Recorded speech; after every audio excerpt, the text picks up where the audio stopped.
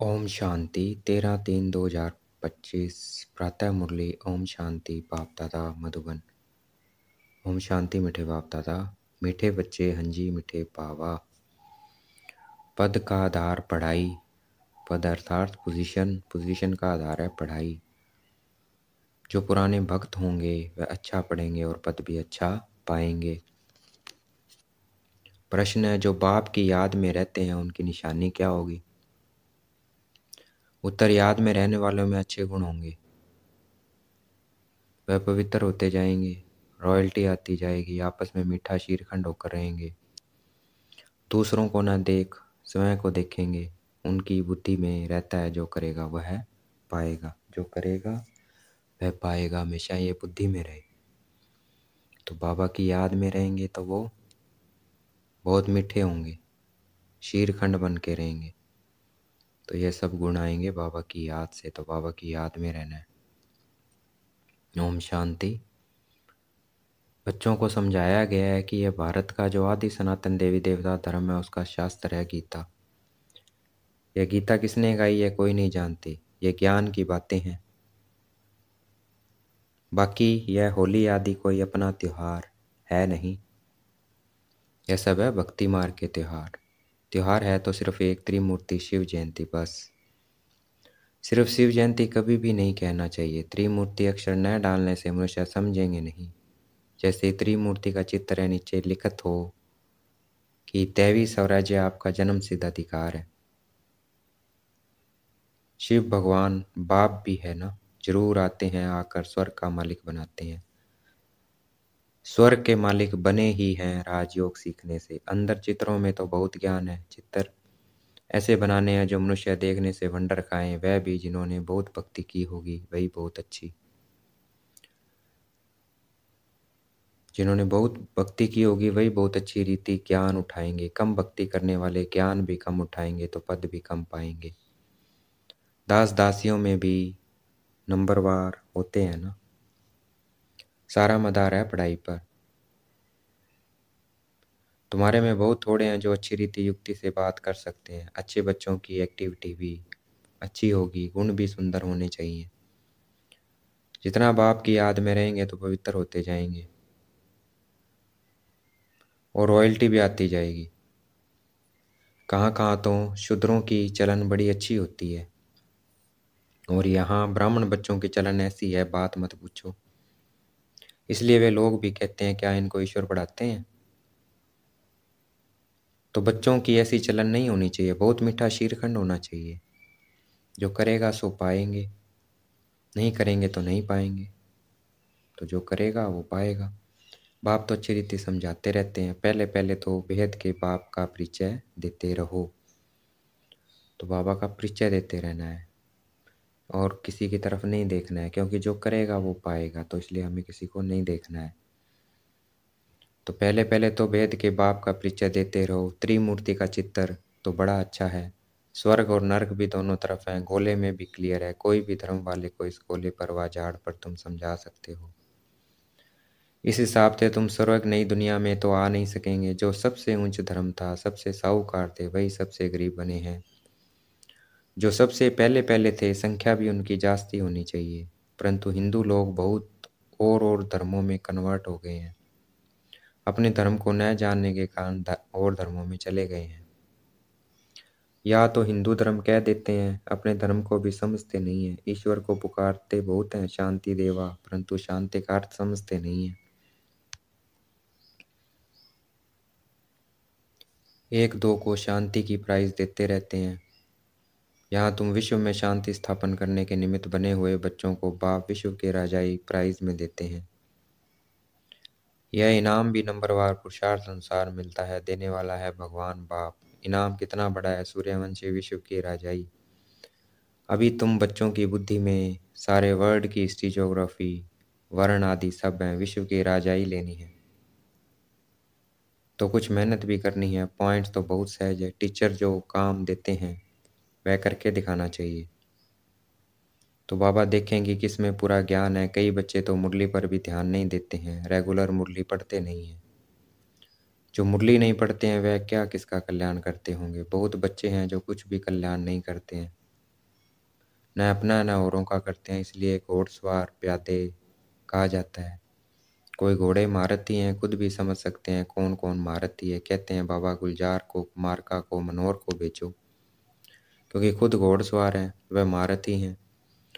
बाप तो सब बच्चों को अच्छी रीति जान सकते हैं, कोई पर ग्रहचारी भी बैठती है ना। कभी अच्छे अच्छे बच्चों को भी माया का तूफान आने से बेताल बन जाते हैं। ज्ञान तरफ अटेंशन ही नहीं जाता है। बाबा को हर एक की सर्विस से मालूम तो पड़ता है ना। सर्विस करने वाले अपना पूरा समाचार बाबा को देते रहेंगे। तुम बच्चे जानते हो गीता का भगवान हमको विश्व का मालिक बना रहे हैं। बहुत है जो वह गीता भी कंठ कर लेते हैं, हजारों रुपया कमाते हैं। तुम हो ब्राह्मण संप्रदाय, जो फिर दैवी संप्रदाय बनते हो। ईश्वर की औलाद भी सभी अपने को कहते हैं, फिर कह देते हैं हम सब ईश्वर हैं। जिसको जो आता है वह बोलते रहते हैं। भक्ति मार्ग में मनुष्य की हालत कैसी हो गई है। यह दुनिया ही आयरन एज पतित है। इस चित्र से बहुत अच्छी रीति समझा सकेंगे। साथ में दैवी गुण भी चाहिए, अंदर बाहर सच्चाई चाहिए। आत्मा ही झूठी बनी है, उनको फिर सच्चा बाप सच्चा बनाते हैं। बाप ही आकर स्वर्ग का मालिक बनाते हैं, दैवी गुण धारण कराते हैं। तुम बच्चे जानते हो हम ऐसे लक्ष्मी नारायण गुणवान बन रहे हैं। अपनी जांच करते रहो, हमारे में कोई आसुरी गुण तो नहीं है। चलते चलते माया का थप्पड़ ऐसा लगता है जो ढेर हो गिर पड़ते हैं। तुम्हारे लिए यह ज्ञान और विज्ञान ही होली धुरिया है। वे लोग भी होली और धुरिया मनाते हैं, लेकिन उसका अर्थ क्या है यह भी कोई नहीं जानते। वास्तव में यह ज्ञान और विज्ञान है जिससे तुम अपने को बहुत ऊंच बनाते हो। वह तो क्या क्या करते हैं, धूल डालते हैं, क्योंकि यह है कौरव नरक। वह तो क्या क्या करते हैं, धूल डालते हैं, क्योंकि यह है रौरव नरक। नई दुनिया की स्थापना और पुरानी दुनिया के विनाश का कर्तव्य चल रहा है। तुम ईश्वरीय संतान को भी माया एकदम घुसा ऐसा लगा देती है जो जोर से दुबन में गिर पड़ते हैं। फिर उससे निकलना बड़ा मुश्किल होता है। इसमें फिर आशीर्वाद आदि की कोई बात नहीं रहती। फिर इस तरफ मुश्किल चढ़ सकते हैं, इसलिए बड़ी खबरदारी चाहिए माया के वार से बचने के लिए। कभी देह अभिमान में मत फंसो। सदा खबरदार, सब भाई बहन हैं। बाबा ने जो सिखाया है वही बहनें सिखाती हैं। बलिहारी बाप की है ना, न कि बहनों की। ब्रह्मा की भी बलिहारी नहीं है, यह भी पुरुषार्थ से सीखे हैं। पुरुषार्थ अच्छा किया हो है, गोया अपना कल्याण किया है। हमको भी सिखलाते हैं तो हम अपना कल्याण करें। आज होली है, अब होली का ज्ञान भी सुनाते रहते हैं। ज्ञान और विज्ञान, पढ़ाई को नॉलेज कहा जाता है। विज्ञान क्या चीज है किसी को भी पता नहीं है। विज्ञान है ज्ञान से भी परे। ज्ञान तुमको यहाँ मिलता है जिससे तुम प्रारब्ध पाते हो, बाकी वह है शांति धाम। यहाँ पाठ बजाए थक जाते हैं तो फिर शांति में जाना चाहते हैं। अभी तुम्हारी बुद्धि में चक्कर का ज्ञान है। अभी हम स्वर्ग में जाएंगे, फिर 84 जन्म लेते नरक में आएंगे। फिर वही हालत होगी, यह चलता ही रहेगा। इनसे कोई छूट नहीं सकते हैं। कोई कहते हैं यह ड्रामा बना ही क्यों। अरे यह तो नई दुनिया और पुरानी दुनिया का खेल है, अनादि बना हुआ है। झाड़ पर समझाना बहुत अच्छा है। सबसे पहली मुख्य बात है बाप को याद करो तो पावन बन जाएंगे। आगे चल मालूम पड़ता जाएगा कौन कौन स्कूल के हैं जो और धर्मों में कन्वर्ट हो गए हैं, वह भी निकलते जाएंगे। जब सभी आएंगे तो मनुष्य वंडर खाएंगे। सबको यही कहना है कि देह अभिमान छोड़, देही अभिमानी बनो।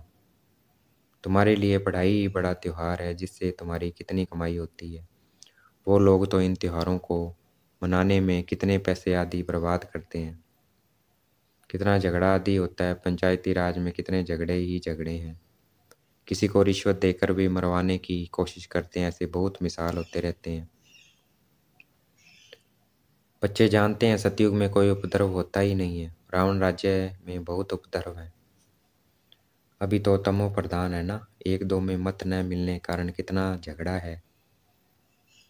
इसलिए बाप समझाते रहते हैं इस पुरानी दुनिया को भूल अकेले बन जाओ, घर को याद करो। इस पुरानी दुनिया को भूल अकेले बन जाओ, घर को याद करो, अपने सुखधाम को याद करो। किसी से जास्ती बात भी न करो, नहीं तो नुकसान हो जाता है। बहुत मीठा शांत प्यार से बोलना अच्छा है। जास्ती न बोलना अच्छा है, शांति में रहना सबसे अच्छा है। तुम बच्चे तो शांति से विजय पाते हो, सिवाय एक बाप के और कोई से प्रीत नहीं लगानी है। जितना बाप से प्रॉपर्टी लेना चाहो उतनी ले लो, नहीं तो लौकिक बाप की प्रॉपर्टी पर कितना झगड़ा हो पड़ता है। इसमें कोई खिटखिट नहीं है, जितना चाहे उतना अपनी पढ़ाई से ले सकते हो। अच्छा, देखेंगे बाप दादा हमें याद प्यार दे रहे हैं। मीठे मीठे से गलदे बच्चों प्रति माता पिता बाप दादा का याद प्यार और गुड मॉर्निंग। रूहानी बाप की रूहानी बच्चों को नमस्ते, हमें भी याद प्यार देना है। हम रूहानी बच्चों की रूहानी बाप दादा को दिल व जान शिकवा प्रेम से बेहद का याद प्यार और नमस्ते। धारणा के लिए मुख्य सार, सच्चा बाप सच्चा बनाने आए हैं, इसलिए सच्चाई से चलना है। अपनी जांच करनी है, हमारे में कोई आसुरी गुण तो नहीं है। हम जास्ती बात तो नहीं करते हैं, बहुत मीठापन शांति और प्यार से बात करनी है। मुरली पर पूरा ध्यान देना है, रोज मुरली पढ़नी है, अपना और औरों का कल्याण करना है। टीचर जो काम देते हैं वह करके दिखाना है। आज का वरदान देखेंगे, बाप दादा ने मस्तक पे हाथ रखा हुआ वरदान दे रहे हैं। होली शब्द के अर्थ को जीवन में लाकर पुरुषार्थ की स्पीड को तेज करने वाले तीव्र पुरुषार्थी भाव। होली शब्द के अर्थ को जीवन में लाकर पुरुषार्थ की स्पीड को तेज करने वाले तीव्र पुरुषार्थी भाव। होली अर्थात जो बात हो गई, बीत गई, उसको बिल्कुल खत्म कर देना है, याद नहीं करना है। जो हो गया हो लिया, खत्म। बीती को बीती कर आगे बढ़ना, यही होली मनाना है। बीती हुई बात ऐसे महसूस हो जैसे बहुत पुरानी कोई जन्म की बात है। जब ऐसी स्थिति हो जाती है तब पुरुषार्थ की स्पीड तेज होती है। तो अपनी या दूसरों की बीती हुई बातों को कभी चिंतन में नहीं लाना, चित्त पर नहीं रखना है और वर्णन तो कभी नहीं करना है, तब भी तीव्र पुरुषार्थी बन सकेंगे। आज का स्लोगन है, स्नेह ही सहज याद का साधन है, इसलिए सदा स्नेही रहना और स्नेही बनाना। स्नेह ही सहज याद का साधन है, इसलिए सदा स्नेही रहना और स्नेही बनना। मातेश्वरी जी के अनमोल भावाक्य, गुप्त बांधेली गोपिकाओं का गायन है। गीत है, बिन देखे प्यार करूं, घर बैठे याद करूं। अब यह गीत कोई बांदेली मस्त गोपी का गाया हुआ है। यह है कलब कलब वाला विचित्र खेल। बिन देखे प्यार करते हैं, दुनिया बेचारी क्या जाने, कलब पहले वाला पार्ट वो रिपीट हो रहा है।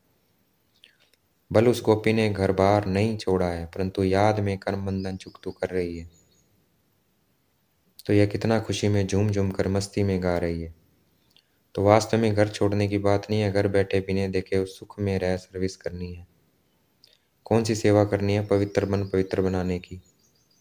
तुमको तीसरा नेत्र मिला है, आदि से लेकर अंत तक बीज और झाड़ का राज तुम्हारी नजरों में है।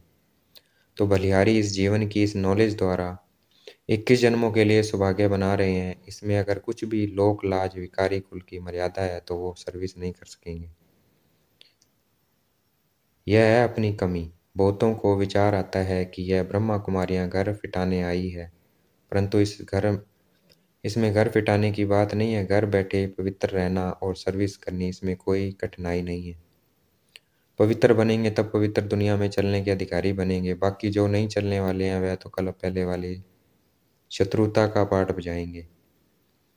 इसमें कोई का दोष नहीं है। जैसे हम परमात्मा के कार्य को जानते हैं, वैसे ड्रामा के अंदर हर एक के पाठ को जान चुके हैं, तो इसमें घृणा नहीं आ सकती है। ऐसी तीव्र पुरुषार्थी गोपियां रेस कर विजयमाला में भी आ सकती हैं। अच्छा, ओम शांति। शुक्रिया मीठे बाबा, शुक्रिया। अव्यक्त इशारे, सत्यता और सभ्यता रूपी कल्चर को अपनाओ। जो भी ज्ञान की गुह्य बातें हैं उसको स्पष्ट करने की विधि आपके पास बहुत अच्छी है और स्पष्टीकरण है। एक एक पॉइंट को लॉजिकल स्पष्ट कर सकते हो, अपनी अथॉरिटी वाले हो। कोई मनों में व कल्पना की बातें तो है नहीं, यथार्थ है, अनुभव है। अनुभव की अथॉरिटी, नॉलेज की अथॉरिटी, सत्यता की अथॉरिटी, कितनी अथॉरिटीज़ हैं। तो अथॉरिटी और स्नेह दोनों को साथ साथ कार्य में लगाओ। तो अनुभव, सत्यता की अथॉरिटी और अनुभव की अथॉरिटी को साथ साथ कार्य में लगाना है। अच्छा, ओम शांति। शुक्रिया मोटे बाबा, शुक्रिया।